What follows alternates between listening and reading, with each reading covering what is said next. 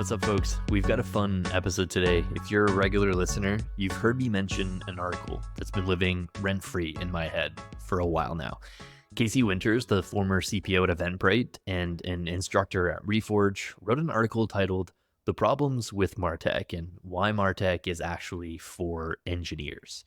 I've asked a lot of recent guests what their thoughts were on some of the arguments raised in the article. So today we're going to respond to his claims.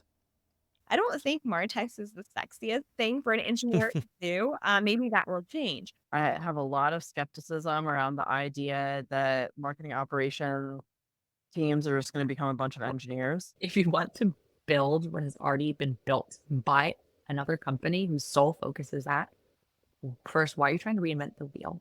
It's also a signal from a company that says we're not going to do anything according to industry best practices. And I think most marketers have some form of PTSD from having to make some in-house homebrew solution work, right? A marketer can be technical, an engineer can't necessarily be strategic. I don't think Martech is designed for engineers. I think it's still designed with really marketers in mind. But I think the engineering role is being decentralized. So the article we're debating in this episode was written in 2019. That's 5 years ago. And 5 years is a boatload of time in Martech, so we can't fault him too much, and I actually respect his bold claims. But he starts off by stating that I hate Martech and think Martech will decline as a category, and most Martech businesses will not be very successful. Now, we could spend a whole episode disproving this prediction, but obviously we've got 5 years of hindsight. But it's worth mentioning that he did make this prediction in 2019 when the Martech landscape exploded past 7,000 tools. Pretty bold to claim that it will decline as a category given the meteoric rise of tools from only 350 in 2012. And actually, flash forward to this year, Scott Brinker released the State of Martech in 2024, and his team says that they've seen the largest number of new apps added to the landscape in the last 13 years that they've been curating it.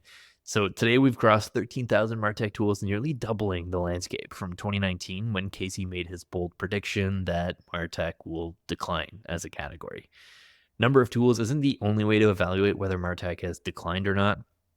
I'm not a big fan of Gartner reports, but if that's your more trusted source, they reported that in 2023, client organizations spent over a quarter of their marketing budgets on technology.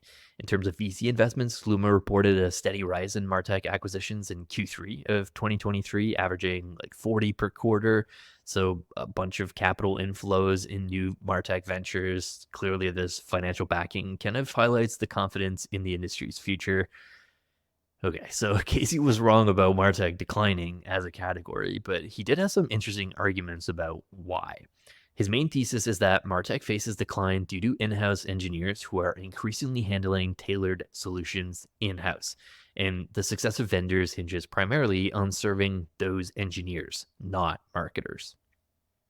I've asked 8 recent guests on the podcast to read Casey's article and share their thoughts. What's your take on this? Is Martech actually for engineers?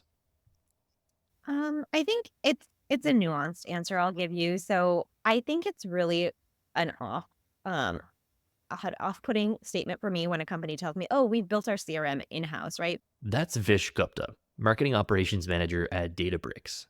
But I'm not an engineer, right?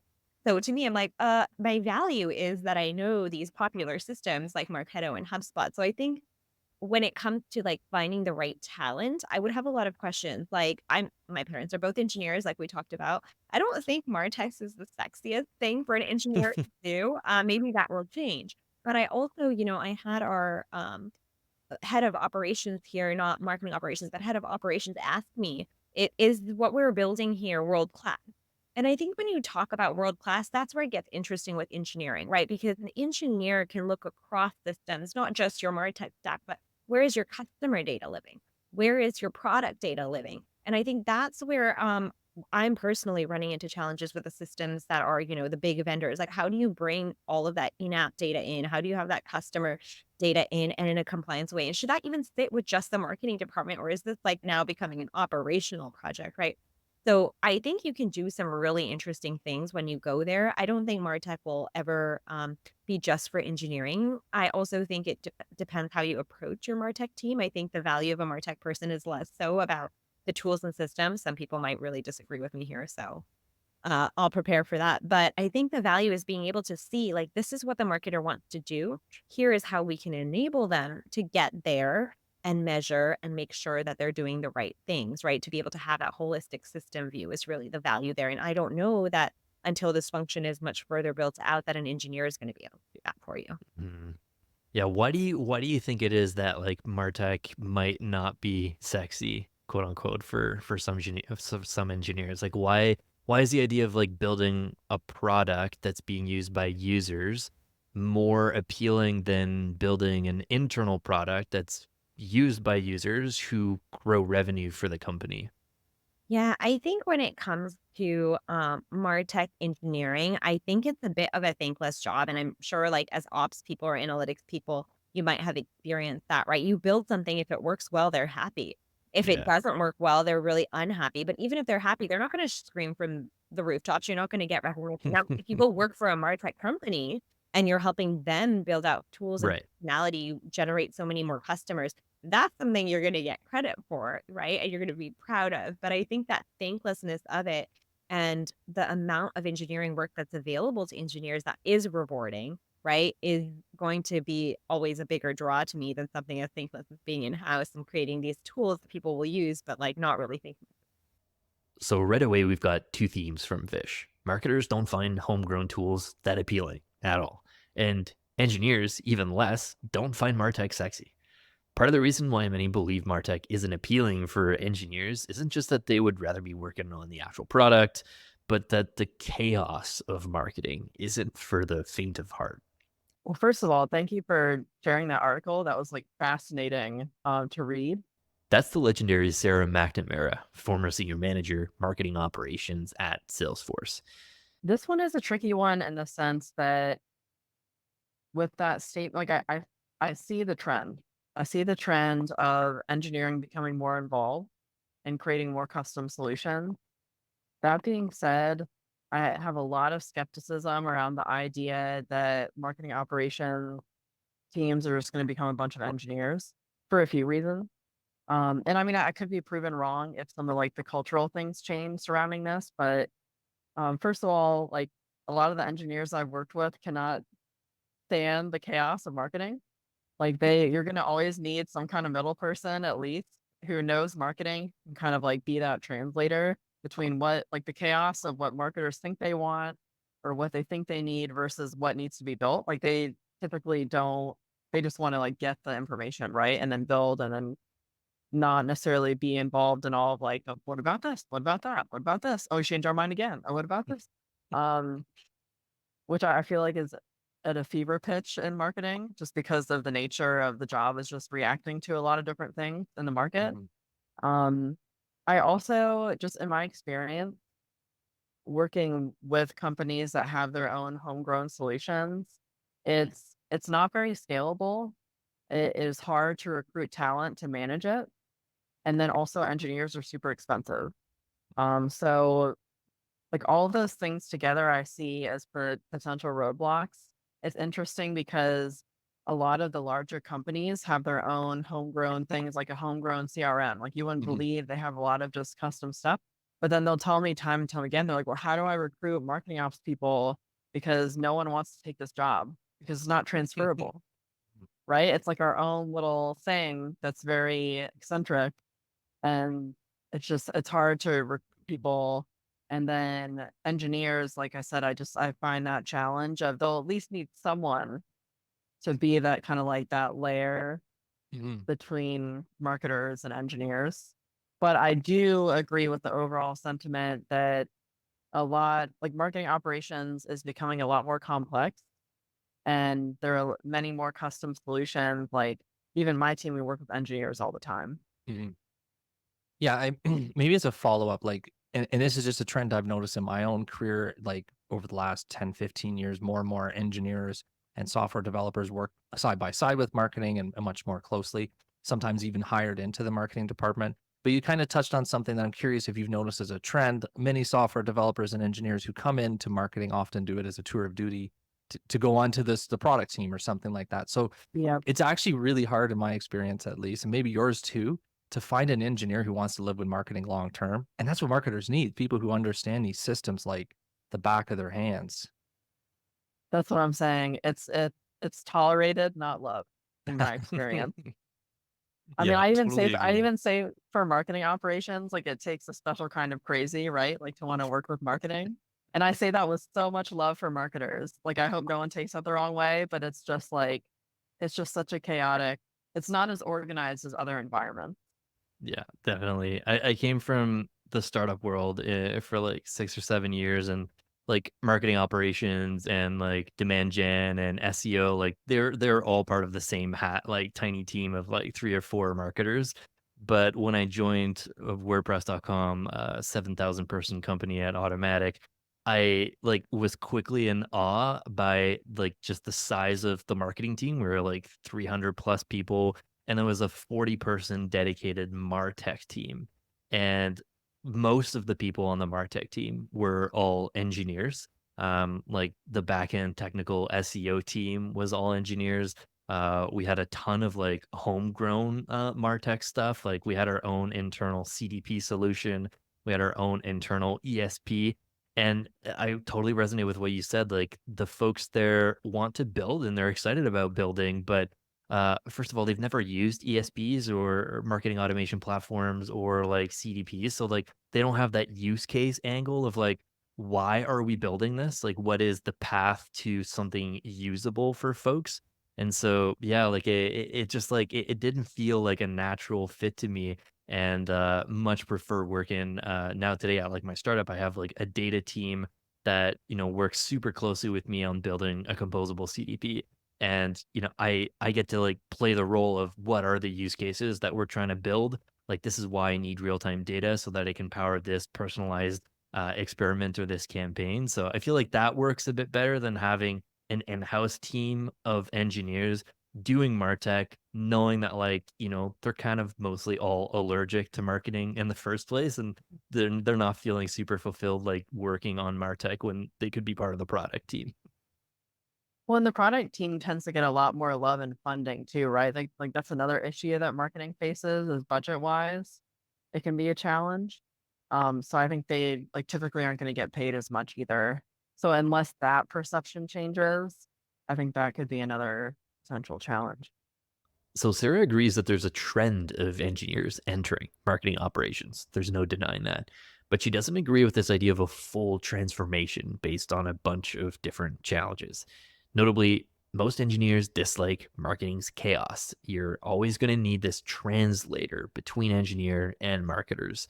And also, homegrown solutions are really hard to manage and recruit marketers for, essentially making them really costly.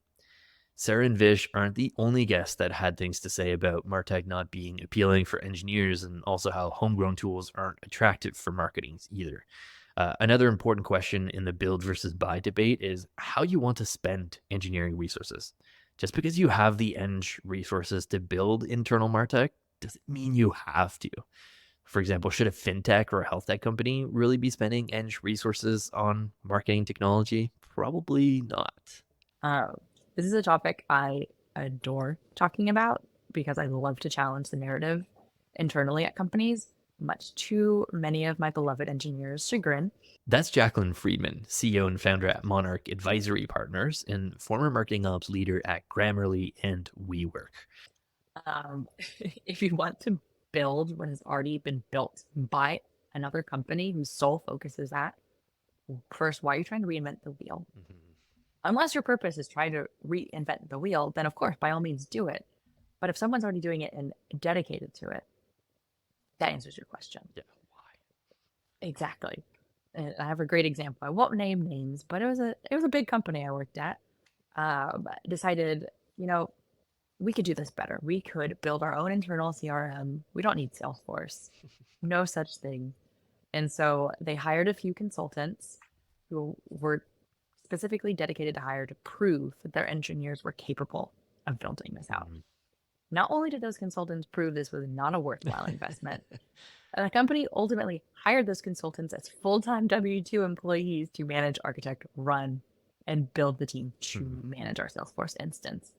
And for me, that was a perfect example of showing it's already built by the best in the business until there's something new. And I'm really excited to see what else is out there. If there's a new competitor, hit me up. I want to see it. But it just is a great example of don't build something that already exists, and they do it really, really well.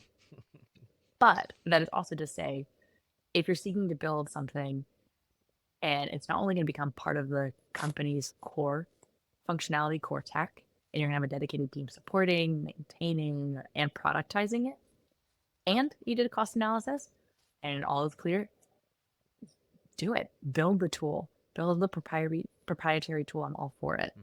However, there's something to think about in terms of longevity for career pathing. Right. With custom-built tools, particularly homegrown ESPs, every team regrets it. They are pleading their case day in, day out to instead purchase a next-generation platform to support not only their team's needs, but the entire company's needs. And just regular old personalization efforts, not taking a week to get a list, you name it.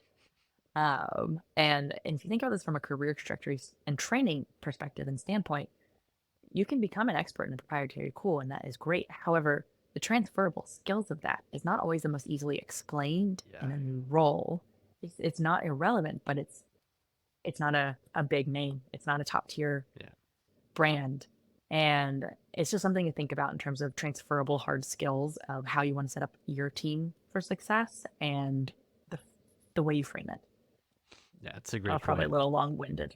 No, that's a super good point. It gave me a bit of PTSD listening to your answer because I joined WordPress.com like knowing that like this was going to be part of the role. Like I kind of found it interesting that I was going to get to wear this product manager hat and build out or at least figure out what is a roadmap to building out an internal ESP at a massive company like WordPress. And I Sounds like we should talk after this. Yeah, I yeah, want yeah. to hear more. For sure. I assumed that it was going to be a big team of engineers like supporting it, right? And at first it really wasn't. And we did get approval to like build out the team and get more folks, but after a while, like I just didn't enjoy it. I realized that I was also like doing two roles at the same time, like trying to figure out how to build stuff in that tool and like increase the onboarding rates and like launch emails while like building out a roadmap to improve the UI of the tool. So maybe that was part of it. But like as a marketer working on that like internal build, I also like got myself into the shoes of some of the engineers who their counterparts and their peers were building the WordPress platform and they were building internal tools for marketers. And there's just a different level of celebration when it comes to like launching new stuff. And so I feel like there is, and other guests have like mentioned this too, like there's this commonality that Martech just isn't interesting for engineers to work on. And a lot of folks see it as this like tour of duty. Like maybe they'll do it for a little bit, but it's like a stepping stone to do something else. So if you're going all in on this vision of like building internally and you're dedicated engineers to it, how are you going to like figure out how to hire more folks? Because there is going to be turnover on that team. Like most good quality engineers don't wake up one day and say like, I want to build internal tooling for marketers. That's not usually the case. Do you agree? What are your thoughts there? I definitely agree, unless you find the amazing engineers who are dedicated to it. And they are true unicorns. I have come across a few, and I'm grateful to them. And honestly, they're the reason why I've been able to up-level my technical skill set, because they talk to me like I'm in kindergarten, and I slowly learned the fundamentals. But yes, I'm in full agreement that even if you build a team, you have to be prepared for churn and turnover, unless you're hiring very specifically. But at the same time, you have to remember every ESP, most ESPs out there is more accurate. They're the UI and UX of what exists as a core infrastructure of just a sending domain. And if you're not focused on UX and UI, in addition to core functionality and features, why are you building this? Yeah. I'll ask you a hypothetical question on that point. Let's say that you work for an ESP vendor, and this ESP vendor wants to like tweak their positioning, and they have got two options. They can either really fine tune the craft and go all in on the technical marketer persona, the marketing operations person like yourself, and really like hone in on that vision and how do we like word our product to get this person's attention. Or the second persona is the technical engineer, the engineer who might be in-house, who is working on integrations and the pipeline to like power this tool and activate that data within the tool. And you can only pick one. Like, do you cater more to the engineer or the technical marketer? Oh man, you only pick one. You can have multiple different profiles that speak to both. If you're a B2B business, I would focus on the marketer. If you've got a really great technical marketer, you'll be able to bring in your engineers into the fold. That was one of my strengths, particularly at Grammarly. We, as an example, had to do a 4-week evaluation of ESPs.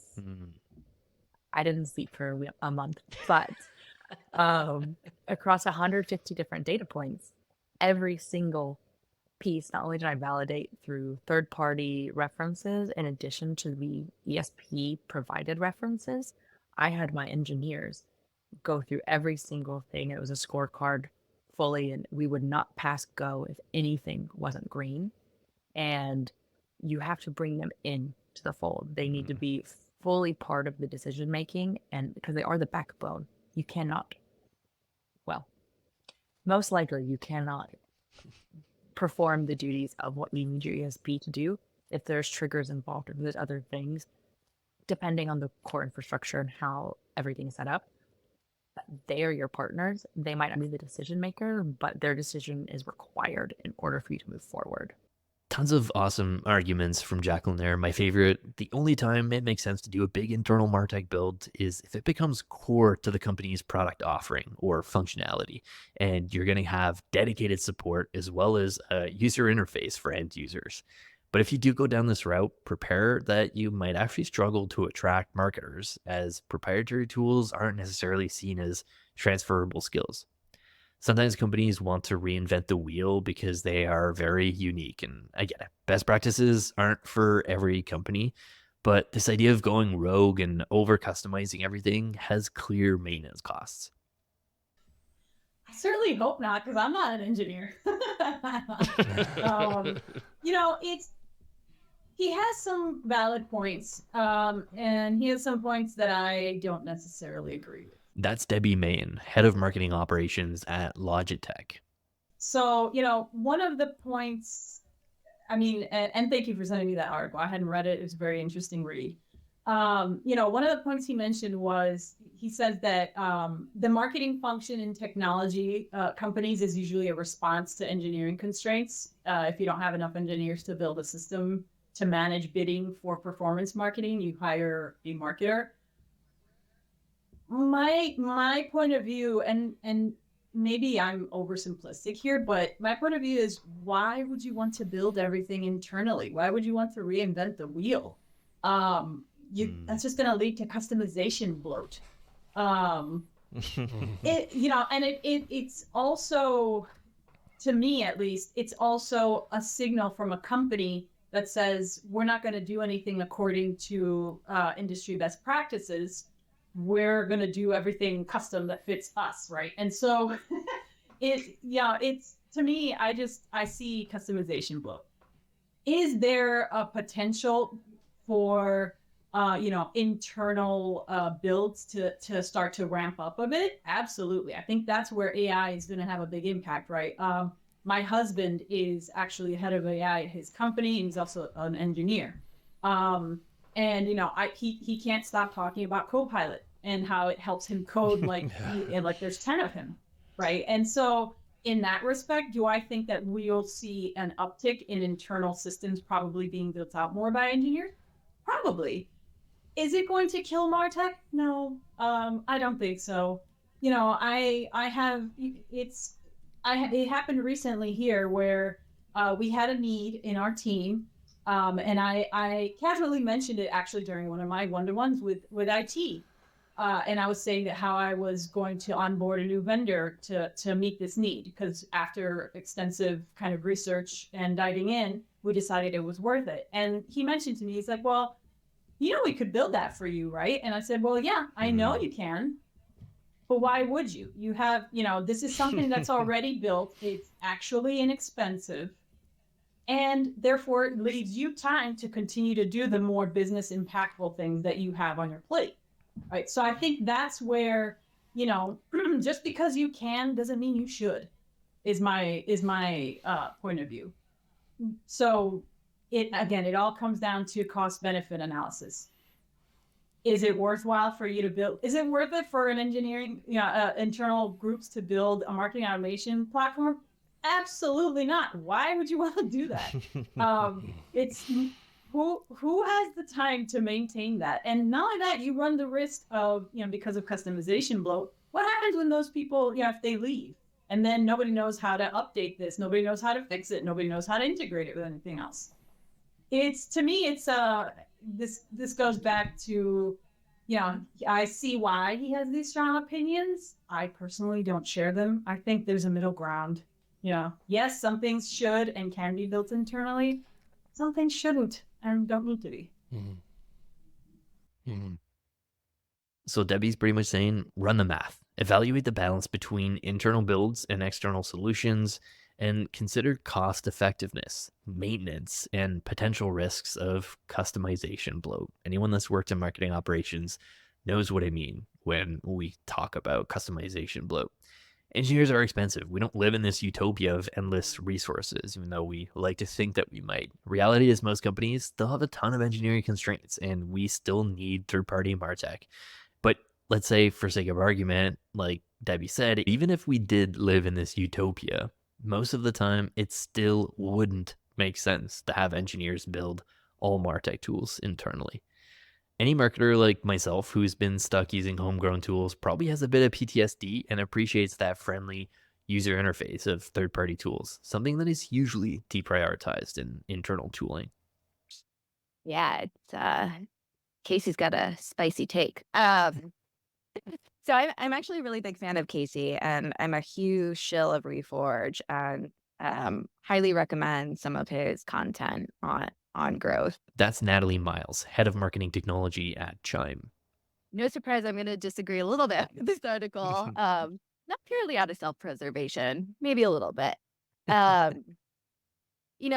of like the crux of his article is this idea of, MarTech has evolved as a response to engineering constraints. And he sort of argues that if you lift these engineering constraints, then you should just build everything in-house. I would say the reality is most companies don't live in this utopia of unlimited engineering resourcing and competencies, hence the need for third-party solutions. And I think most marketers have some form of PTSD from having to make some in-house homebrew solution work, right? Often one of the complaints is, or one of the last things that gets built in some of these internal tools is a usable UI for the marketer. So I think at the end of the day, who's our ultimate customer? In my view, it's the marketing team and enabling them to do their job.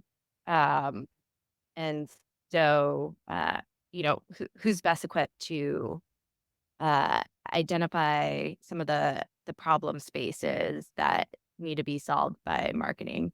I think you also have to think about, going back to the reality is most of us don't live in this world of unlimited engineering resources. You have to think about where should you be aligning those engineering resources with your business competencies. So especially in fintech, do you want to be a fintech company or do you want to be an ad tech company? Do you really want to spend your precious and often very limited engineering resources on building MarTech products or actual products that your consumers want to use in order to drive product-led growth? But then let's, for the sake of argument, say we do live in this utopia where we do have unlimited engineering resources.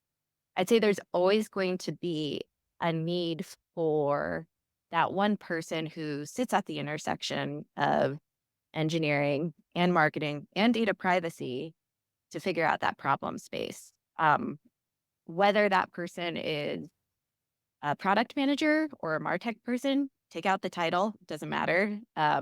Someone needs to be thinking about the problem space for our marketers, creating the roadmap, defining the requirements, and partnering with these cross-functional teams to make sure the solutions are being actually built and delivered. And I think that's true whether you're building a solution or buying a solution. I also think taking the view that MarTech is just third-party solutions is a very limited view. And I don't think we need to think about, build versus buy as this dichotomy. Oftentimes, it's probably a hybrid.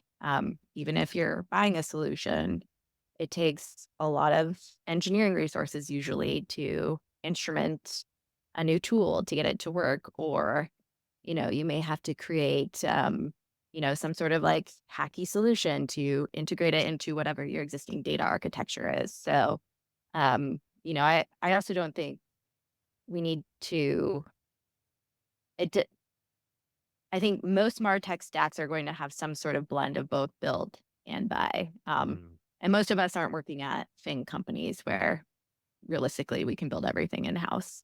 Yeah, it's a really interesting concept for me. Like, is MarTech for engineers? Like, I buy the angle that engineers are kind of required in the MarTech sphere to fully enable your like knowledge worker marketer who might not be like a SQL expert, might not have like CSS chops and needs a little help to get stuff over that finish line. Like, I get that point of view. Like, engineers have a role to play in MarTech, especially like conversion rate optimization when we get into like data and tracking.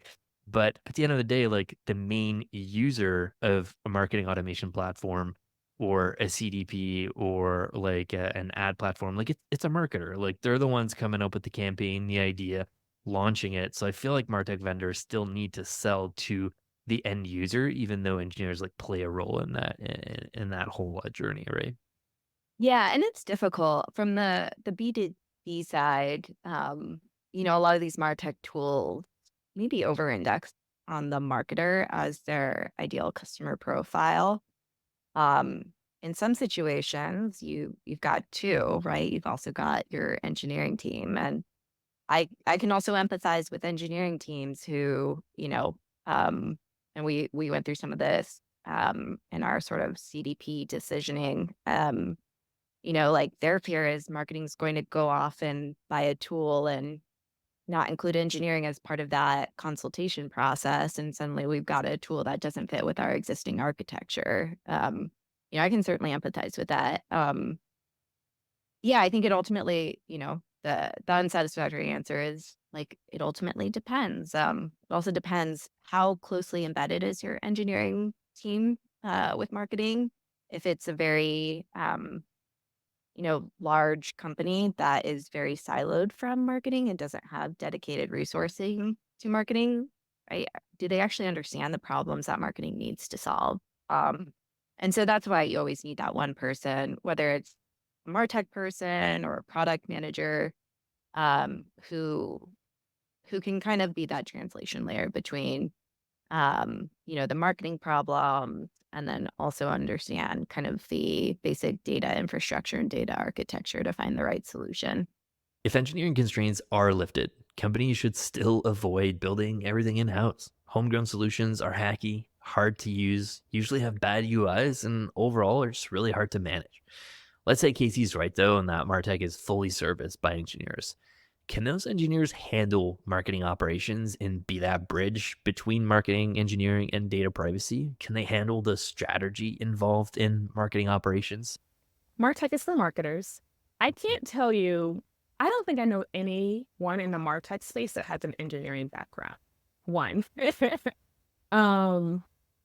That's Ashley Johnson, marketing technologist at Microsoft. I do, that is a hot topic question. Goodness. Yes, I have to be technical in what I do, but at the same time, I have to be able to strategize, right? I have to be able to strategize with marketers, with the business on how we should be using these tools in tech. Are you able to, is an engineer able to do that? Yes, a marketer can be technical, but can an engineer be a strategizer when it comes to marketing initiatives? Mm. Like, I need someone to answer that question because I think that will put this whole debate to rest. It's kind of a tricky one, and it feels a little contentious, but I think you're on a solid thread. Martech people and Humans of Martech and marketing operations people are engineers in a lot of ways. They just don't necessarily code or have a computer science background. But like, if you just take a step back and look at no code tools, like what is coding? I know coding. It's like if then loops, recursive statements. Like, are we just making it more complicated for ourselves?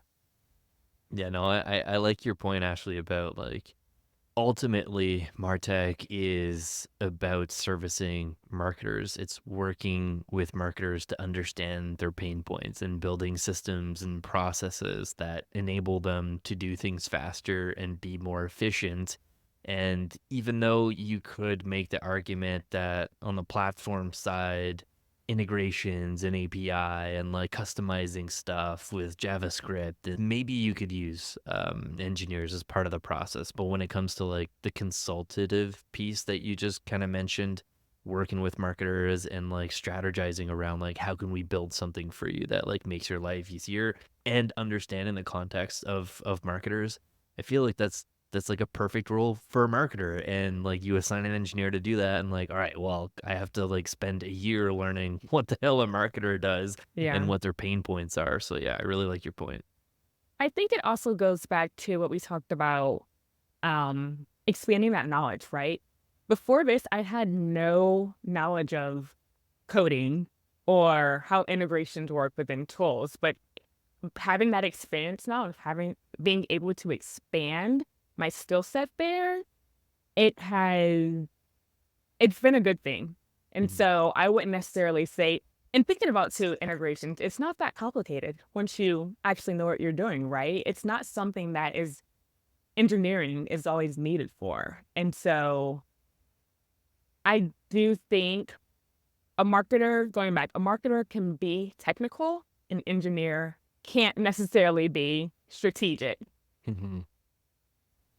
I think some engineers can absolutely be strategic, but Ashley makes a compelling point. When it comes to marketing operations, the tech is usually easier to pick up than the strategy component. Understanding and addressing the needs of the marketers on your team is kind of at the heart of all of this topic, and it's best suited for those with a marketing background. Maybe Martech was born out of engineering constraints way back in the day. Cool. But marketers have also evolved. It's not the arts and craft department anymore. Martech is fundamentally designed for marketers, not engineers. That's a tough question. Um, I think he's right in the sense that it was a response to engineering constraints, right? That's Josh Hill, best known for creating Marketing Rockstar Guide's blog for 7 years, one of the top blogs supporting marketing technologists. That's, I don't know how much anyone remembers about the original marketing automation platforms and the number of competitors that were actually around in 2009 and 2000. And a lot of what they were saying was, don't wait for the web team. Don't wait for engineers to build you a form. You can do it yourself. You have templates. And that was very appealing. I'm like, yeah, I know enough about it, how this should work that, yeah, why should I call the engineering team? It's going to take 3 months to build out a custom form. And this is obviously, there were CMSs at the time.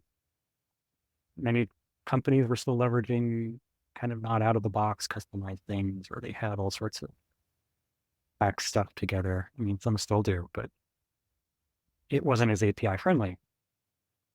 So how does a marketer get a webinar form that on brand does the kind of experience that you want? And marketer, or if anyone remembers Genius, Eloqua companies, that was what they were solving for. Now, there was a period of time, so maybe in the last couple of years, where I did solve the engineering. Demand gen marketer, even with some knowledge of technology, could do that, right? And then you ended up with marketing operations teams and specialists who knew how to leverage this more effectively and could specialize on it, right? People like me who kind of had a technology background, but I wasn't in technology, right? But it was natural for me to kind of be interested in that and make full-time switch to say, yeah, I'll do this whole. But having that background in marketing and sales is very helpful in kind of understanding how to apply the technology. Whereas, you and Sarah were talking about this, like an engineer doesn't always know what the marketers are thinking. Regardless of friction points where marketers, some marketers, especially in technology, fast companies change their mind a lot. It's not about, you can't mind read someone, right? So like if the marketers have the keyword doing it, technically, theoretically better. And I think that was very effective for certain kinds of organizations. But as marketing tech has matured, as people want real-time omni-channel personalization, as they work on PLG motions, as they work closer to the databases, because that data that you need to drive a campaign or sales motion or trigger certain things is no longer exclusively in the map. More and more companies and marketing ops people are looking at the map and saying, well, it's acting like my CDP, but it's not really what I need it to do because it can't handle certain things, it doesn't have a certain scale.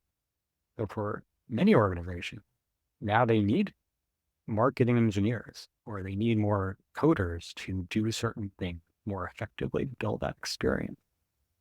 So you can have these hybrid marketer engineers like me or people on my team. To do that, you could hire actual data engineers to help you do those integrations. There is a shift at a certain level of organization where you need more engineers, but I don't think MarTech is designed for engineers. I think it's still designed with really marketers in mind, which, we could have a debate about, is that the right approach? Because the reality is most marketers don't use it, right? It's the ops team that uses it. So like Josh says, maybe MarTech was born out of engineering constraints, but it's evolved to necessitate a hybrid approach involving both marketers and engineers. But I think it's totally fair that while the tools are designed for marketers, effective implementation definitely requires technical expertise and sometimes involves engineering. So there is definitely the importance of cross-functional collaboration with your eng team. Actually, cross functionality is a really interesting part of this debate. Like, what is engineering anymore? Is it even a single department right now? Maybe functions are kind of blurring more than we think. I I don't think he's wrong necessarily. I think it's like okay, so I'm gonna say I think he's right, but That's Steven Stouffer, VP of Digital Transformation and Innovation at Sascend.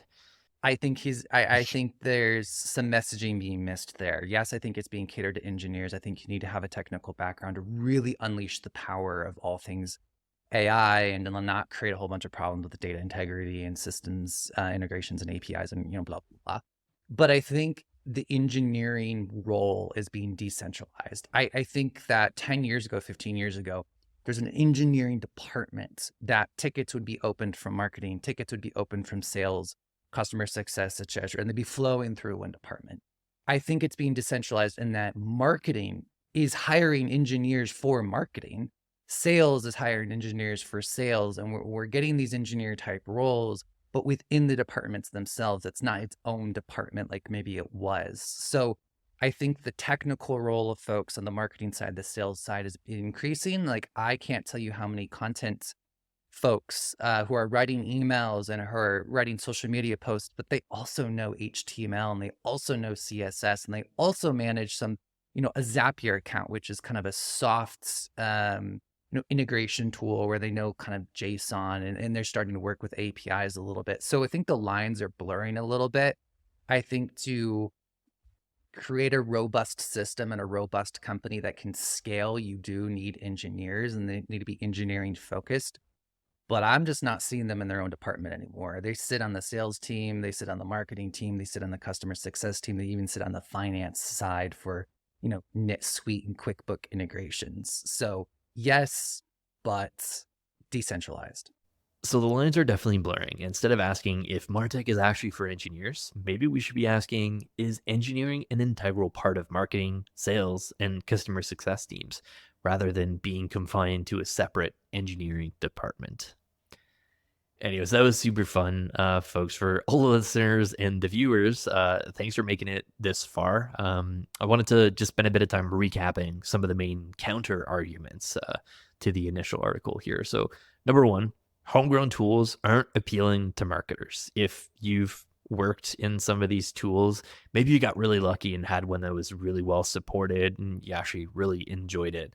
But, the idea of we built our own CRM or our own marketing automation platform isn't actually an appealing thing to tell to a seasoned marketing technologist.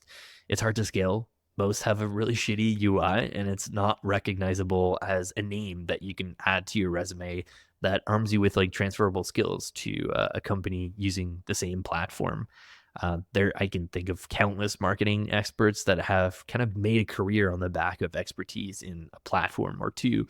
How many of them have made a career on a homegrown platform that you won't find at any other company?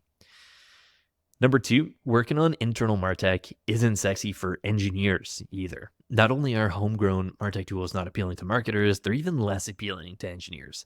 Let's face it, working on product, pushing features that get seen by thousands of customers is way more attractive than building internal tools for a handful of marketers. No engineer wakes up one day and is just like, I'm so excited about building an internal CRM for a handful of marketers. And those marketers you're servicing, they live in a chaotic and unstructured world, something most engineers would probably loathe. Number three, we don't live in this utopia of unlimited engineering constraints that can be diverted from product. Do you want to pivot and be a MarTech company? Because usually the cost benefit analysis of build versus buy favors build only when you can not only service internal marketers, but add it to your core product offering and add value to your customers. A company building in like fintech or health tech should be ultra focused on fintech or health tech in their industry and not divert those engineering resources to tools they can't offer to customers, not when there's 13,000 potential third-party alternatives. Number four, engineers will always need translators to speak marketing and vice versa.